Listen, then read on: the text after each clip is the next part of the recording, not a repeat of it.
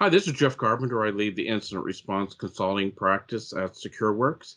And today I'm here with Christina Richmond of IDC. And we're here to talk about her recent blog entry, giving some insight into COVID 19 and working through from crisis to recover the new normal. Welcome, Christina. Thanks so much for having me, Jeff. It's a pleasure to be here. In your blog entry, you talked about five phases of COVID 19 that are aligned to security services, and IDC also announced their official steps from crisis to innovation. Can you talk to us about, at a high level, what those steps are and how there may be indicators, what indicators there may be to demonstrate that a company is in which phase? Oh, you bet, Jeff. Thanks for asking. It's interesting. Not all companies are going to be in the same place at the same time. Maybe geographically there are certain areas of the world that are in the same place at the same time. But to outline those steps, we look at both business focus and economic focus. We're looking at business continuity as the first piece. And that aligns with the crisis. So in my blog, I talked about how companies had to reframe. They had to figure out, oh my gosh, how are we going to respond to this crisis? Where are we going to put our workers? How are we going to get enough laptops? How are we going to deploy all of the new technologies and make sure that they're secure? So we went from crisis, as you rightly said, all the way out to innovation or to what we're calling the next normal, or where we see the future enterprise emerging from this. And so there were five steps.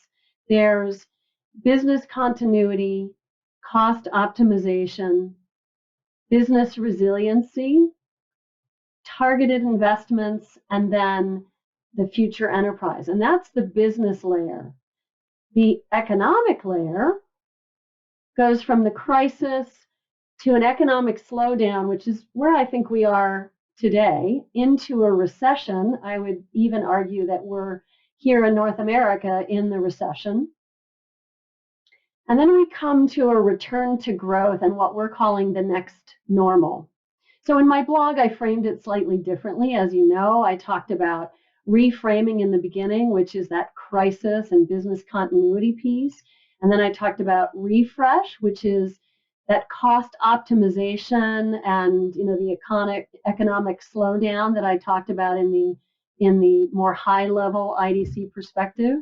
Then I talked about recover, which aligns to business resiliency and the recession. So that was sort of like, wow, we're really at the bottom of the curve and we have to come out of this looking at how do we align our assets so that we manage to come out in a way that is healthier than where we are today. So it might look like reducing staff, it might look like rationalization of our IT assets, it might look like divesting from some of our real estate. And then the rebound in my blog was about what kind of investments are companies going to make and how are they going to return to growth? And then finally, the recreate layer was what does how do we come out of this and innovate and become, our future selves, if you will? So I would say right now, Jeff, we're probably globally somewhere between the economic slowdown and the recession. There are certain areas of the globe that are returning to growth and companies are beginning to make some targeted investments. I don't think there are many places on the planet and many companies that are in that emerging from the ashes place, which is what we call the next normal or the future enterprise, or what I called recreate in my blog.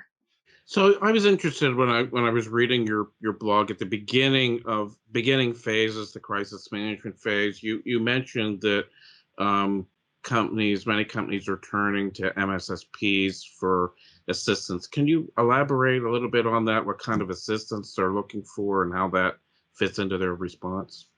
So we've done about 20 weeks of surveying on COVID-19 specifically. And what we're seeing is that folks did jump into managed security services to help them once they were losing staff or repurposing their staff's mission to be able to deploy new laptops, set up home networks, make sure that they had secure VPN. Once that was in place, what they discovered was a lot of those resources were looking at how do we move to the cloud more rapidly? How do we digitize our business or digitally transform, which gives greater agility, greater cost efficiencies? And so a lot of companies were accelerating digital transformation, and a lot of those IT resources were repurposed, if you will, to look at other things besides security. Or some companies just purely lost staff. They either had to do layoffs or cut down hours, if you will.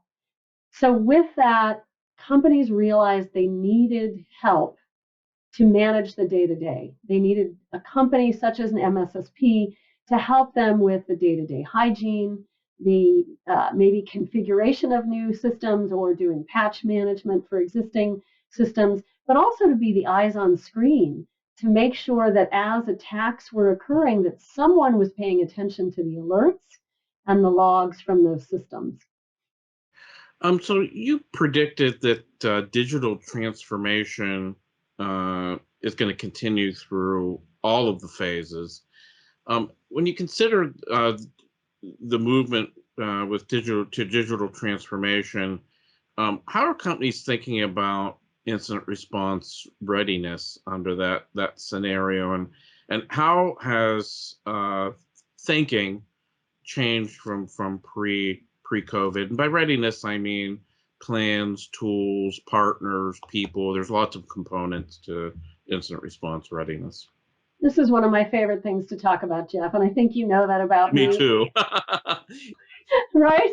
I mean, I'm a big advocate for planning. You can't respond to a crisis if you don't have a plan in place. So here's what I'm seeing. Currently, I'm seeing an escalation of attacks. Unfortunately, the attacker has not slowed down their ability to launch ransomware or phishing attacks or DDoS types of attacks. So we've seen not only an acceleration of attacks, but we've seen the adversary hitting us where we're really vulnerable in healthcare, for example, which I find terrible that attackers are going after the healthcare industry. So with that, we're seeing increased incident response services. We're hearing anecdotally from many service providers. In fact, I think almost every single one we've spoken to since the beginning of the pandemic has said, yes, we are swamped. Sadly, we are swamped with incident response.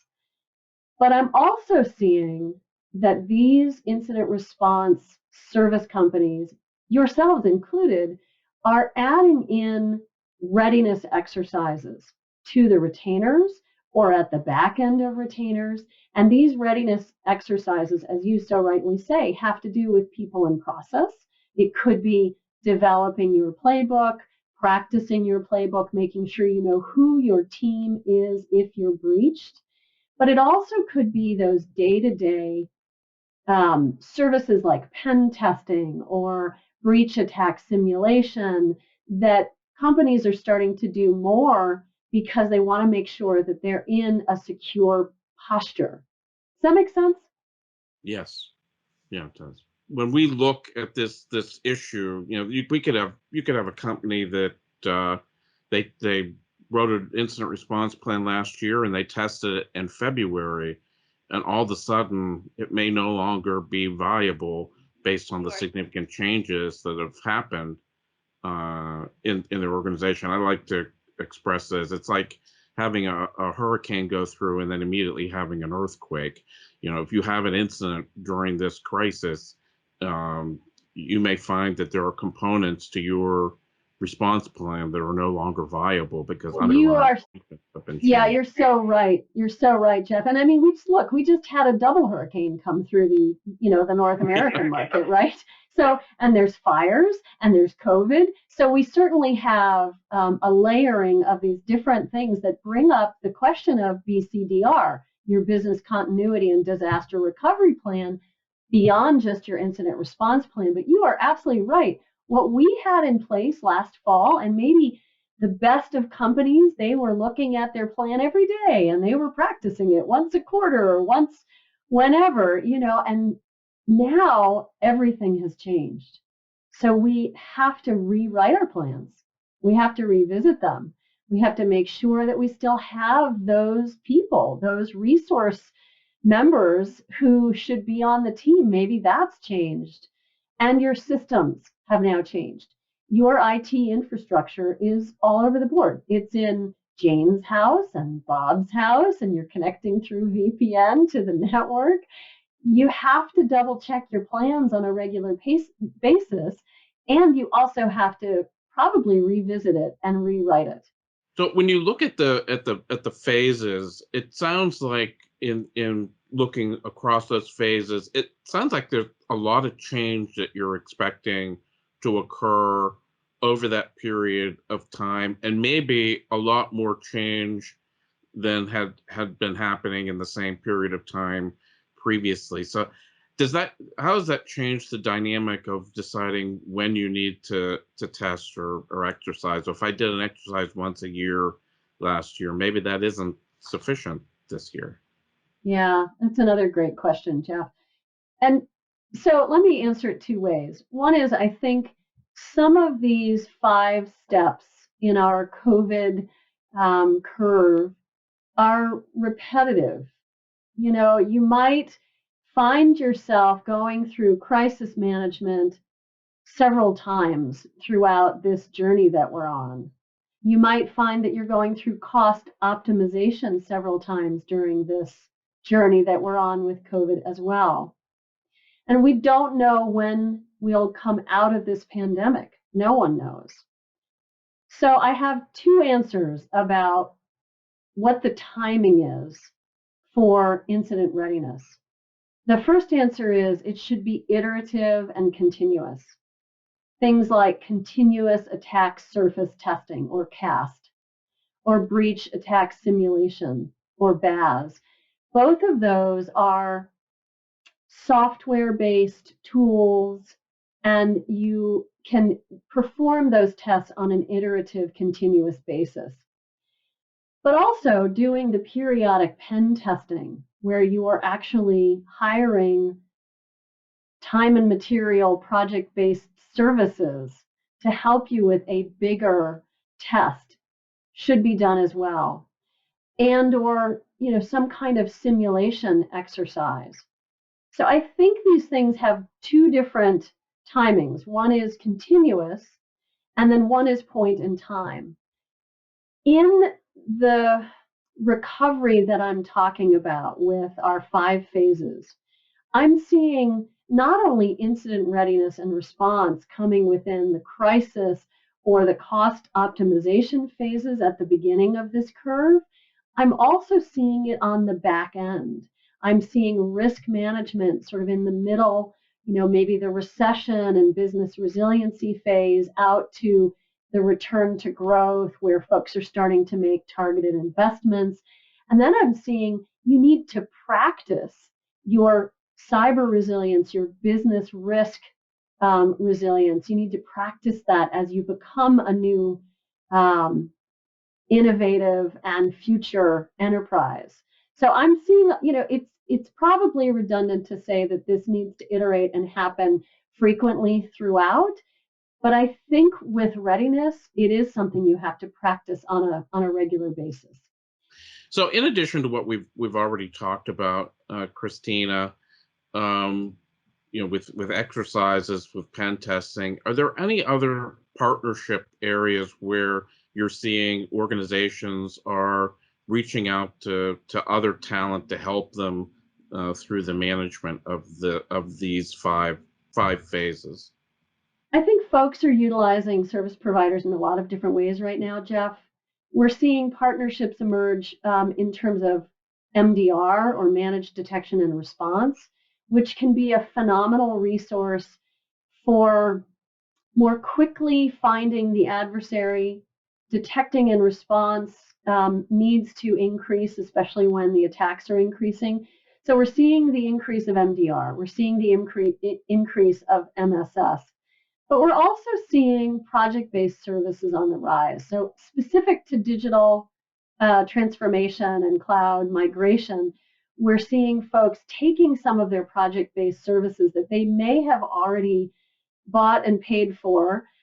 They're changing the focus of that engagement that they have set up, and they're changing it to help them accelerate in some other fashion. So moving to multi-cloud, or moving to, if they were already on a journey to create some private cloud as well as public cloud migration, they might do that as well. What we've also found is that security can sometimes follow on the heels of these services. So in our COVID research, we're seeing peaks and valleys of security investment. And the peaks and valleys don't always align perfectly to the project-based services peaks and valleys, or to the managed security services peaks and valleys. So what we are seeing is that there is sometimes a lag between setting up your home network and then considering the security around it, or migrating to the cloud and then considering security as an after fact. But I think also you wanted to talk about tools here. And I'm not the foremost expert on tools. I think you probably have a lot more to say about specific tools that folks are using for readiness or for incident response specifically. And I'd love it if you'd jump in and talk about that. Sure, Christina. I think, especially now in the crisis when so many things have changed, the most important thing from an incident response prep perspective and tooling is making sure you have sufficient visibility of their network. Biggest problem we have in emergency incident response is working with a customer who doesn't have sufficient visibility of their network to determine. So when you go through this radical change that we've been seeing over the past couple of months, making sure, going back and making sure, do I have the right level of logging of all these new things that I've turned on or I've changed to? Are all of the endpoints that we're using, do we have endpoint agents on those that are able to give you visibility to those machines? So I think from a tooling perspective, the most important place to look first is, do I have sufficient visibility across my now extended IT infrastructure? Extending to people's homes, extending into the cloud, making sure you have that visibility. Then the second area that I'd look at for an incident response team is tools that I may be using in the analysis of an incident. Do I have the same capability today when everyone's remote as I had when we were all working in the war room on the third floor of building 2? So going back and making sure, and this again goes back to your playbooks to see what am I going to do when I have an incident, making sure the tooling that I'm going to be making use of, that my people doing the analysis have sufficient ability to continue to use those tools. And by tooling, I mean that broadly. It can be everything from how we communicate, the tools we use to communicate, to how we do analysis, to how we share analysis results. So there's a lot of areas there to look at, focusing first on visibility and second on the tools that we use to actually respond. And wouldn't you also say, Jeff, that in terms of visibility, you have to be able to correlate to known threats and unknown threats, and to be able to use threat hunting as well, especially right now?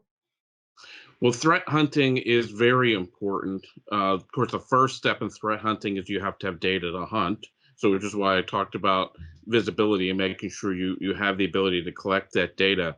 But now, especially when we've all gone through a major transformation, hunting it's a little more difficult because you're orienting yourself to a new environment. When you're hunting, you're making a hypothesis and then testing that hypothesis, and you may have been comfortable in the environment that you had before, but now that has changed. So you have to gain comfort with your environment and making sure that you're able to sufficiently ask the right questions and look for the answers to those questions in a potentially dramatically changed environment. That's interesting, really interesting. And I would just add that we've written about MDR and how it's kind of the next generation of MSS in some ways. And what's required with MDR services would be not just automated sort of threat hunting that might be included in a tool, but and also not just reactive threat hunting in an incident or a breach, but proactive, which I think is what you were just referring to, making a hypothesis and going and looking at the data that you now have visibility to, or you've continued having visibility to, and then testing that hypothesis across your environment. Is that correct? Yes. Great. Yes. So we wandered a little bit here, but I think we've got some really interesting insights on threat hunting. Thank you for coming today and talking about the 5 phases and what that means for organizations and especially incident response. Do you have any final thoughts for us? You bet. So thank you so much for having me today. This was really fun, Jeff. I always enjoy chatting with you, and we kind of go off on tangents, but it's always so interesting to me. I learn a lot chatting with you, and so thank you. I think what's important is that we're somewhat out of the damage control phase. We're out of the crisis for the most part. We're, globally looking at cost optimization and business resiliency. Um, Probably companies are not quite into the targeted investment in terms of innovation quite yet. Maybe the lucky ones are. Maybe they were already in a completely cloud-based environment or software-defined architecture. Maybe they were completely building their security into a zero trust environment, and they can innovate and grow out of this crisis, especially if they're not in one of the hardest hit industries. But it's going to depend on where we are geographically, economically, in terms of our architecture, our IT architecture, as well as our security architecture, where we find ourselves on this curve. So I would say capacity optimization has been really important and will continue to be. I would say consistent resiliency practice is really critical. And then continual enhancement as we pull up out of this crisis will be very important as well. Well, thank you very much for joining us today, Christina. It's always a joy to talk with you. It was my pleasure, Jeff. Thanks so much.